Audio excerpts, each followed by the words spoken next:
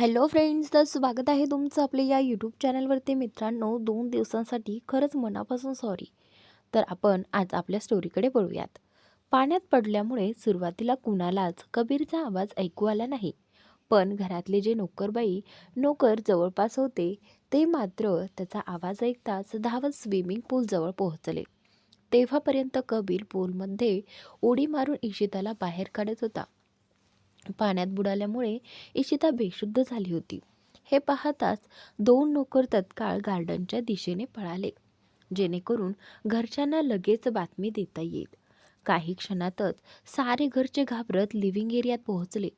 कबीर इशिताला आपल्या बाहूंमध्ये घेत घाईघाईने तिथे येऊन उभा होता. इशिताला पूलमधून बाहेर काढताना कबीरला तिच्या शरीरात काहीतरी विचित्र जाणवलं. तिच्या मानेला काही अजीब वेगळे निशाण दिसत होते. जरी ते पूर्ण स्पष्ट नव्हते, तरीही ते त्याच्या नजरेतून सुटले नव्हते. त्याने लगेच इशिताला सोफ्यावर झोपून तिला शुद्धीवर आणण्याचा प्रयत्न सुरू केला. तेवढ्यात सोहेललाही त्याच्या असिस्टंटकडून ही बातमी मिळाली आणि तो वेगाने लिव्हिंग एरियात पोहोचला. इशिताची अवस्था पाहून तो तिच्या बाजूला बसत चिंताग्रस्त आवाजात म्हणाला, इशिताला काय झाले आणि ती पूर्ण भिजलीये का? सोहेलच्या प्रश्नावर एक नोकर पुढे येत विनम्रपणे म्हणाला, सर, तुम्ही सगळे गार्डनमध्ये होतात तेव्हा मॅडम का कुणास ठाऊक पण स्विमिंग पूलकडे चालत गेल्या. मी त्यांना पूलजवळ उभं पाहिलं होतं. मला वाटलं त्यांना तिथेच थांबायचं असेल, म्हणून मी लक्ष दिलं नाही. पण जसं कबीर सरांनी मॅडमचं नाव ओरडलं, आम्ही धावत गेलो आणि पाहिलं की मॅडम पाण्यात बुडत होत्या. हे ऐकताच सोहेल रागाने लाल झाला. तो नोकरांवर ओरडत म्हणाला, तुम्ही काय करत होता? ती पूलमध्ये पडली म्हणजे तिने मदतीला हाक मारली असेल. मग तिचा आवाज तुम्हाला का ऐकू आला नाही?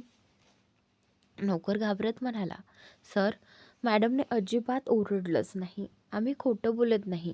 आम्ही अगदी जवळच होतो. पण त्यांचा आवाज आला नाही. पण सरांनी ओरडलं ते मात्र आम्हाला नीट ऐकू आलं. नोकरांचं बोलणं ऐकून सोहेल संतापला.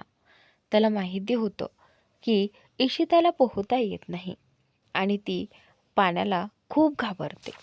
मग ती स्वतःहून पूलजवळ कशी जाईल? हा विचार करताच त्याने कबीरकडे पाहिलं. कबीरच्या चेहऱ्यावरची घाबरलेली अवस्था सांगत होती की इशिताला गमावण्याची भीती त्याच्या मनात खोलवर बसली आहे.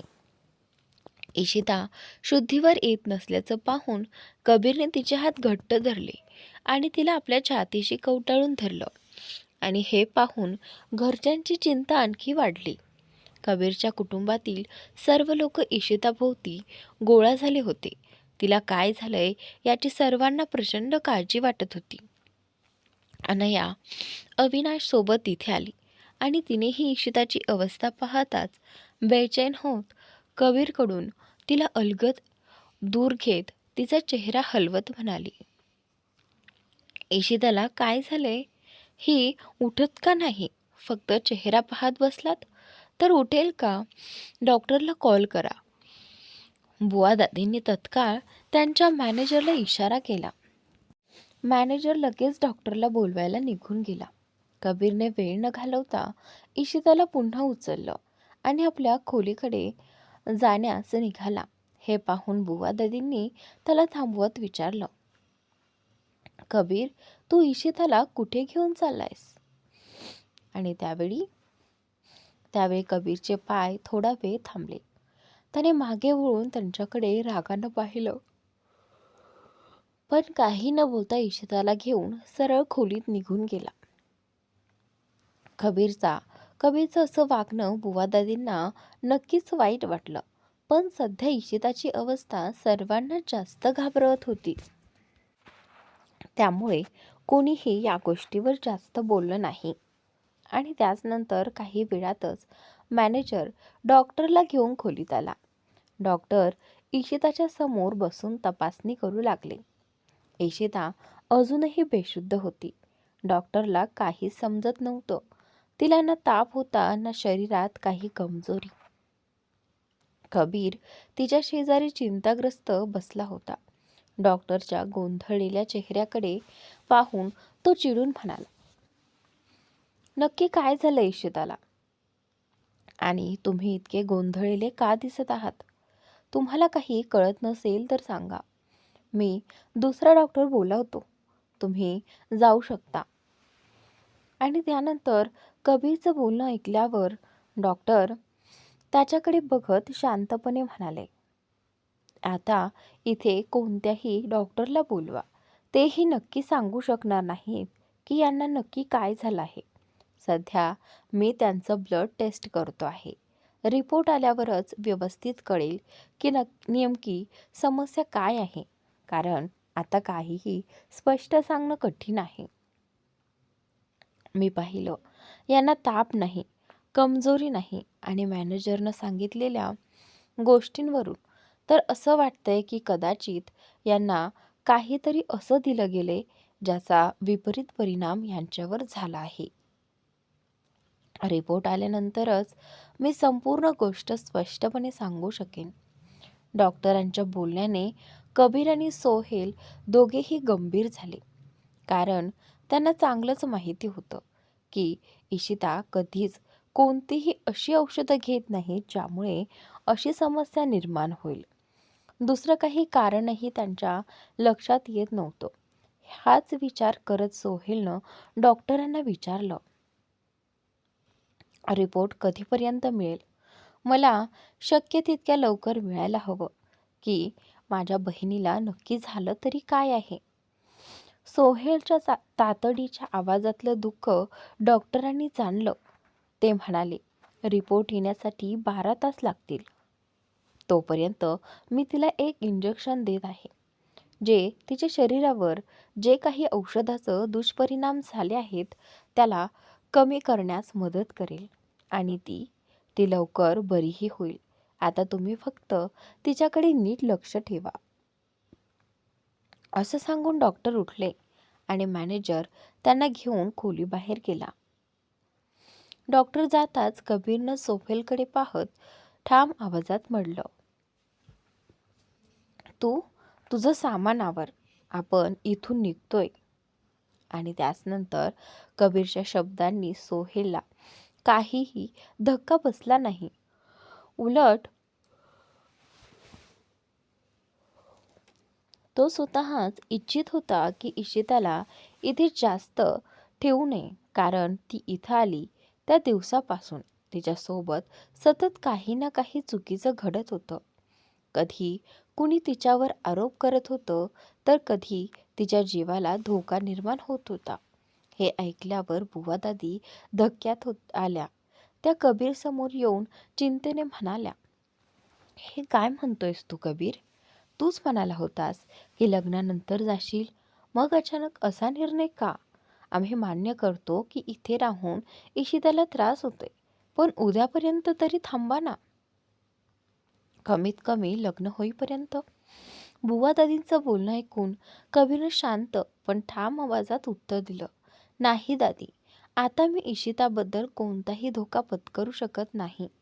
तिला घेऊनच मी शहरात जाईन आणि उत्तम डॉक्टरांकडून तपासून घेईन. आणि लग्नाच्या बाबतीत आपण दोघं 2 फंक्शन अटेंड केले आहेत. सनया समजूतदार मुलगी आहे. तिला यात काहीच अडचण येणार नाही. उलट तिनंच म्हटलं होतं की इशितामुळे तिच्या लग्नात अडथळे येत आहेत आणि पुन्हा काही झालं तर ती परत इशिताला दोष देईल. त्यामुळे तिला इथून घेऊन जाणं हाच योग्य निर्णय आहे. कबीरचं बोलणं ऐकून बाजूलाच उभ्या असलेल्या सनयाला खूप वाईट वाटलं.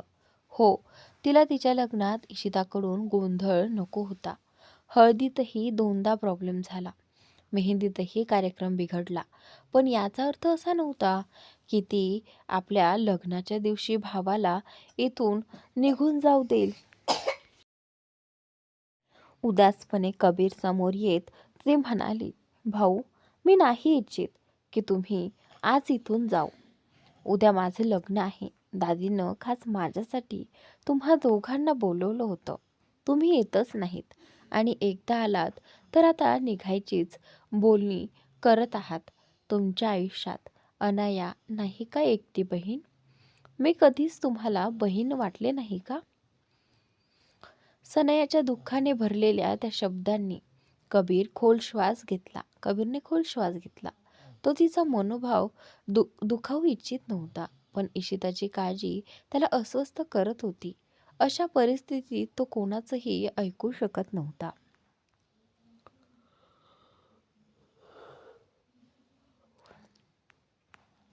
तो सावकाश तिच्या जवळ आला, तिला शांत करत म्हणाला, लहानपणापासून तू जे मागितलं ते मी दिले. अनया जशी माझी बहीण आहे, तशीच तू ही माझी स्वतःचीच बहीण आहेस. रक्ताने नाही, पण नात्याने. पण सनया, मला माझे नियमही पाळावे लागतात. माझ्याही काही अडचणी असतात. इशिताचा प्रश्न आला की मी कोणाचंही ऐकत नाही, अगदी माझ्या आईचंही नाही. त्यामुळे तू काळजी करू नकोस. मी इशिताला इथून घेऊन जातोय. उरलेले घरचे लोक तुझ्या लग्नाला उपस्थित राहतील. लग्नानंतर त्यांना परत यायचं असेल तर येऊ देत. मला काही हरकत नाही. पण इशिता इथे आता आणखी राहणार नाही. आणि हो, तू ज्याच्याशी लग्न करायचं ठरवलं आहेस, तो मुलगा खरोखर चांगला आहे. कधीही इतरांच्या बोलण्यामुळे त्याची साथ सोडू नकोस. भविष्यात कुणीही तुला असं सांगितलं की पतीकडून काही गोष्टी मनवून घ्यायच्या असतात, तर त्यांचं ऐकू नकोस, हे लक्षात ठेव. समोरचा जर खरंच तुझ्यावर प्रेम करत असेल, तर तुझं स्थान त्याच्या जवळच आहे. तुला कदाचित वाटत असेल की मी आत्ता हे सगळं का सांगतोय. काही गोष्टी अशा आहेत की मी सांगू शकत नाही, पण तुला समजावू शकतो. हे सांगून कबीरने सोहेलकडे पाहिलं. तेवढ्यात अनया देखील जवळ येऊन म्हणाली, भाई, मीही तुमच्याबरोबर येणार आहे.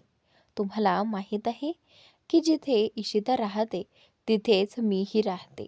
अशा वेळी ती एकटी तिथे कशी राहील? आणि एक मुलगी असताना कधी काय कोणाची गरज लागेल सांगता येत नाही. अनयाच्या शब्दांवर कबीरने शांतपणे मान डोलावली. मग तो इशिताकडे गेला. तिला आपल्या बाहूत घेतलं आणि तिला घेऊन खोलीबाहेर निघून गेला. तो आता अधिक वेळ तिथे थांबू इच्छित नव्हता. तो इशिता शुद्धीवर येईपर्यंत थांबण्याचा विचार करीत होता, पण परिस्थिती पाहता त्याने निर्णय बदलला. हे सर्व माया दुरून पाहत होती, पण तिला अजिबात कल्पना नव्हती की तिच्या कृत्यामुळे कबीर इथून कायमचा निघून जाईल. तिचा विचार असा होता की इशिता पूलमध्ये पडून मरेल आणि सगळा प्रश्न संपेल. पण इथे तर उलट झालं. इशिताचा जीव वाचला आणि कबीर तिला घेऊन तिथून निघून गेला. हे सगळं आठवत माया मनात म्हणाली, नाही कबीर, असं होऊ शकत नाही. तू तू मला सोडून कसा काय जाऊ शकतोस? तुला इथे थांबायलाच हवं होतं, पण तू फक्त इशिताचीच काळजी करतोस. माझ्या अस्तित्वात असताना तू तिची काळजी कशी करू शकतोस? मी खूप वेळ वाट पाहिली. असं दिसतं की आता मला माझं शेवटचं पाऊल उचलावा लागेल. तुला मिळवण्यासाठी मी काहीही करू शकते, कोणत्याही मर्यादा ओलांडू शकते. इकडे कबीर गेल्यानंतर सनया रडू लागली. बुवा दादीने तिला समजावण्याचा प्रयत्न केला. त्यांनाही वाईट वाटत होतं, पण त्यांच्या हातात काहीही नव्हतं. थोड्या वेळानंतर सनया स्वतःला सावरून तिथून निघून गेली. काही तासांनंतर कबीर घरी पोहोचताच त्याने इशिताला नीटपणे तिच्या खोलीत झोपवलं आणि स्वतः बाहेर लिव्हिंग एरियामध्ये आला.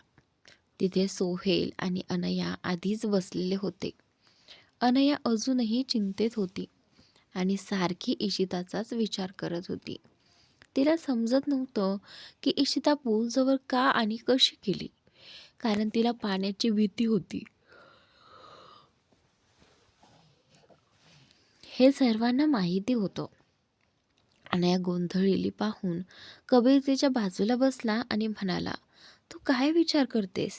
तुलाही तिथे काहीतरी गडबड आहे असंच वाटतंय ना? कबीरच्या प्रश्नावर अनया हळू आवाजात म्हणाली, हो भाई, तुम्ही बरोबर म्हणत आहात. काहीतरी तर नक्कीच गडबड आहे. नाहीतर इशिता इथं कधी अशी चूक केली नाही. मग अचानक तिथे गेल्यावर ती कशी काय पूलमध्ये पडली? पण हे सगळं खूप विचित्र नाही वाटत? अनायाचं बोलणं ऐकून कबीर गंभीर झाला आणि म्हणाला, मीही तेच विचार करतोय. कारण जेव्हा मी तिला वाचवायला पूलमध्ये उडी मारली, तेव्हा मी पाहिलं की इशिताची डोळे उघडे होते आणि ती जणू कोणीतरी तिला तिथं मुद्दाम ठेवून गेलं असं वाटत होतं. जर ती चुकून पडली असती, तर ती ओरडली असती, स्वतःला वाचवण्याचा प्रयत्न केला असता. पण तसं काहीच नव्हतं. काहीतरी नक्कीच आहे, जे आपल्याला दिसत नाही. कबीरच्या या शब्दांनी सोहेल आणि अनयाही अधिक गोंधळले होते. इतक्यात कबीरचा असिस्टंट धावत येताच सर्वांचे लक्ष त्याच्याकडे गेलं. त्याच्या चेहऱ्यावर स्पष्ट भीती होती. कबीरने गंभीर होत विचारलं, काय झालं? एवढं घाबरून का आलास? असिस्टंट थरथरत्या आवाजात म्हणाला, सर, तुम्ही सांगितलं होतं ना की तुमच्या निघाल्यानंतर मला तिथे थांबून सगळं तपासून घ्यायचे. तर मी पाहिलं की तिथे CCTV कॅमेरे होते. जेव्हा मी फुटेज पाहिलं तेव्हा मी पूर्णपणे थक्क झालो. मला कळेना की हे कसं शक्य आहे. हे ऐकून कबीरचे डोळे निमुळते झाले. तेवढ्यात असिस्टंटने घाईघाईने आपला लॅपटॉप पुढे केला. त्याच्या हातात असलेला लॅपटॉप त्याने टेबलवर ठेवला आणि त्या तिघांना CCTV फुटेजची क्लिप दाखवू लागला. त्या क्लिपमध्ये स्पष्ट दिसत होतं की इशिता स्वतः चालत चालत स्विमिंग पूलकडे गेली आणि पाण्यात उडी घेतली. तिला कोणी ढकललं नव्हतं आणि तिचा पायही कुठे घसरला नव्हता.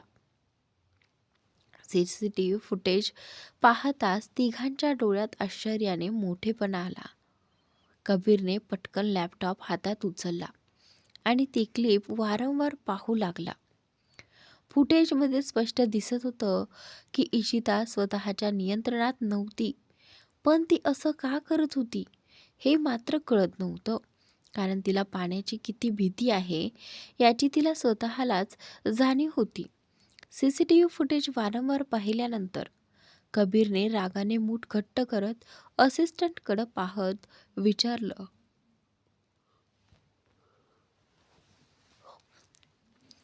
डॉक्टरांनी सांगितलं होतं की रिपोर्ट 12 तासात येईल. आता 12 तास झालेत, मग रिपोर्ट कधी मिळणार? लगेच त्यांना फोन करून विचारा. मला लवकरात लवकर समजायला हवं की इशिताने असं का केलं. ती स्वतःला मारण्यासाठी स्विमिंग पूलमध्ये का उडी मारेल? कबीरच्या बोलण्यावर असिस्टंट शांतपणे म्हणाला, सर, येताना मी डॉक्टरांना फोन करून विचारलं होतं. त्यांनी सांगितलं की रिपोर्ट यायला अजून अर्धा तास लागेल. रिपोर्ट आला की तुम्हाला ईमेल करतील आणि समजावण्यासाठी फोनही करतील. कदाचित काही वेळात त्यांचा फोनही येईल. थोड्या वेळाने जसे असिस्टंटने सांगितलं होतं, कबीरच्या फोनवर डॉक्टरांचा कॉल आला. कबीरने फोन स्पीकरवर ठेवला. डॉक्टर शांत आवाजात म्हणाले, मिस्टर खन्ना, मी तुमच्या पत्नीच्या ब्लड रिपोर्टची वाट पाहत होतो. त्यामुळे थोडा उशीर झाला. डॉक्टरांचं बोलणं ऐकताच कबीर चिडून म्हणाला, हे सगळं माहिती आहे मला. तुम्ही सरळ सांगा, रिपोर्टमध्ये काय आलं आहे? कबीरचा राग ऐकून डॉक्टरांनी स्वतःला सावरलं आणि म्हणाले, मी त्यांच्या रिपोर्टची 2-3दा तपासणी केली आहे. त्यांच्या रक्तात किंवा शरीराच्या कोणत्याही भागात अशी काहीही गोष्ट आढळलेली नाही की ज्यामुळे त्यांना कोणतीही आजारपणाची समस्या आहे असं दिसून येईल. ही गोष्ट ऐकताच कबीरचे डोळे निमुळते झाले. ते जे CCTV फुटेजमध्ये पाहत होता त्यावरून स्पष्ट दिसत होतं की इशिताला कोणीतरी हिप्नोटाईज केलं होतं. मग डॉक्टर इतक्या सहजपणे कसं म्हणू शकतात की तिच्या शरीरात काहीच नव्हतं? राग लपवत कबीर म्हणाला, तुम्ही नीट तपासलं ना? कारण मी जे पाहत आहे त्यावरून स्पष्ट दिसतंय की इशिताला कोणीतरी हिप्नोटाईज केलं आहे. कबीरचं बोलणं ऐकताच डॉक्टर हसत म्हणाले, तुम्ही काय बोलताय मिस्टर खन्ना? असं काही झालेलं असतं तर मग मला आधीच कळलं असतं. मी सांगतो आहे ना, मी रिपोर्ट 2-3दा तपासला आहे. तरीही तुम्हाला शंका असेल तर मी तुम्हाला तो रिपोर्ट ईमेल करतो. तुम्ही हवं असल्यास दुसऱ्या डॉक्टरांकडूनही तो पाहून घेऊ शकता. डॉक्टरांचं बोलणं ऐकून कबीर गोंधळला. एका बाजूला डॉक्टर म्हणत होते की सर्व ठीक आहे आणि दुसऱ्या बाजूला जे त्याने पाहिलं त्यावरून स्पष्ट दिसत होतं की काहीतरी बिनसलंय. पण डॉक्टरांची थेट अवहेलना ते करू शकत नव्हता. म्हणून त्याने शांतपणे उत्तर दिलं, ठीक आहे, तुम्ही रिपोर्ट पाठवा. मी माझ्या समाधानासाठी दुसऱ्या डॉक्टरांकडूनही तपासून घेईन. इतकं बोलून कबीरने कॉल कट केला. दरम्यान पंजाबमध्ये ज्या डॉक्टरांनी इशिताची तपासणी केली होती ते आपल्या केबिनमध्ये बसले होते. कबीरचा फोन कट होताच डॉक्टरांनी कपाळावरील घाम पुसला आणि त्यांच्या समोर बसलेल्या मुलीकडे पाहिलं. त्या मुलीच्या हातात बंदूक होती आणि ती थेट डॉक्टरांकडे रोखलेली होती. समोर बसलेली माया फोन कट होताच हसली आणि बंदूक बाजूला ठेवत म्हणाली, गुड, खूप छान काम केलंस. पुढेही असंच कर आणि हो, ज्या रिपोर्टरची तू पाठवण्याची बोलतो आहेस त्या सगळ्या रिपोर्टमध्ये बदल करून पाठव. कुणाला याचा पत्ता लागायला नको की हे सगळं मी करून घेतलंय. आणि जर चुकूनही तू मिस्टर खन्ना आणि कुणालाही सत्य सांगितलंस तर माझ्यापेक्षा वाईट कोणी नसेल. मायाचे शब्द ऐकताच डॉक्टर पुरते घाबरले. त्यांना खोटं बोलायचं नव्हतं, पण ते सत्य सांगितलं असतं तर माया त्यांना त्याच क्षणी मारली असती. भीती लपवत डॉक्टर म्हणाले,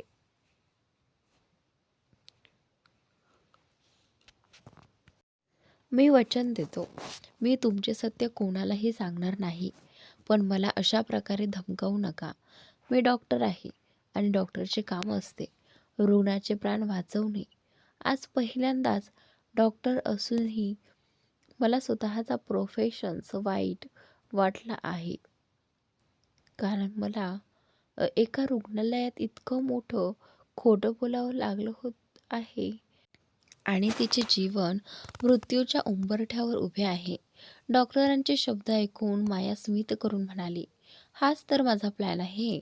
मला ती मेल्याची नाही तर हळूहळू संपल्याची हवं आहे आणि सगळ्यांच्या नजरेत ती एक वेडी ठरावी. मी तिला अचानक मारायचे ठरवले असते तर आत्तापर्यंत तिचा खेळ संपला असता. हे बोलून माया तिथून निघून गेली. डॉक्टरांनी मायाच्या सांगण्यावरून वळी रिपोर्ट तयार करून कबीरला पाठवले आणि देवासमोर हात जोडून माफी मागू लागले. कारण एका बाजूला माया आणि दुसऱ्या बाजूला कबीर, दोघेही त्यांच्यासाठी मोठा धोका होते. तर मित्रांनो, आजचा भाग इथे संपतो. पुढील भाग नक्की पहा आणि चॅनलला सबस्क्राईब नक्की करा.